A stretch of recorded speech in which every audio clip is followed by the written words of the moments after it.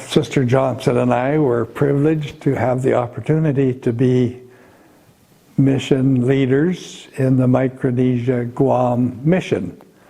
And as such, we presided over 7 islands that spanned 3 time zones.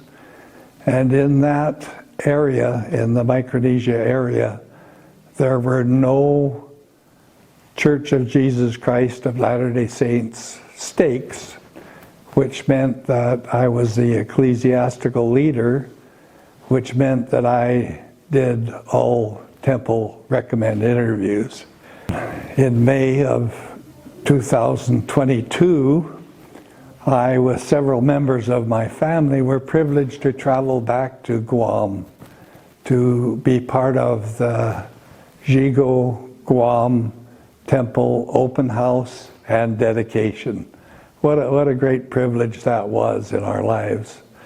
I spent time with my family. I was greeted at the airport by President Lopez and Sister Memnet Lopez, who are the temple presidents.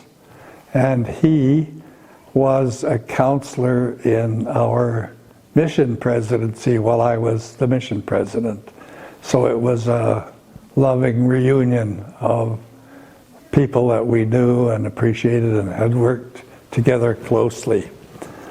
The dedication of the temple was done by Elder Bednar, and he had performed, had organized youth sessions before the dedication and had spent time in Elder Bednar's manner of fielding questions from the youth of the islands. Elder Bednar, in the dedication, or previous to the dedication, in his talk to those who were at the dedication, mentioned that it is not really appropriate to refer to the house of the Lord as small temples.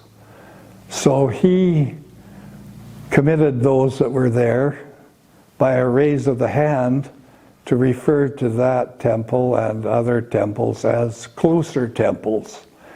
And that certainly is true for those people in the Isles of the Sea, because not only is that temple closer for them physically to have even a remote possibility of attending a temple and receiving the temple blessings, but it was also a spiritual closeness for them to feel that impact on their lives.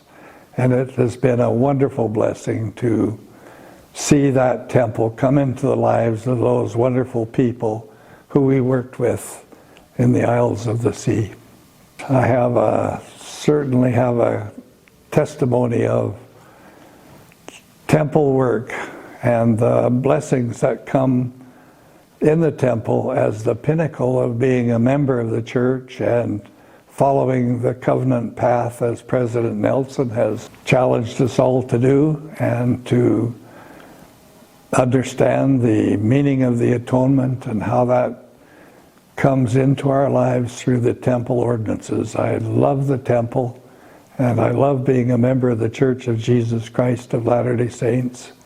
And I know that Jesus Christ is the name and the only way that we can gain salvation and have those blessings come into our lives.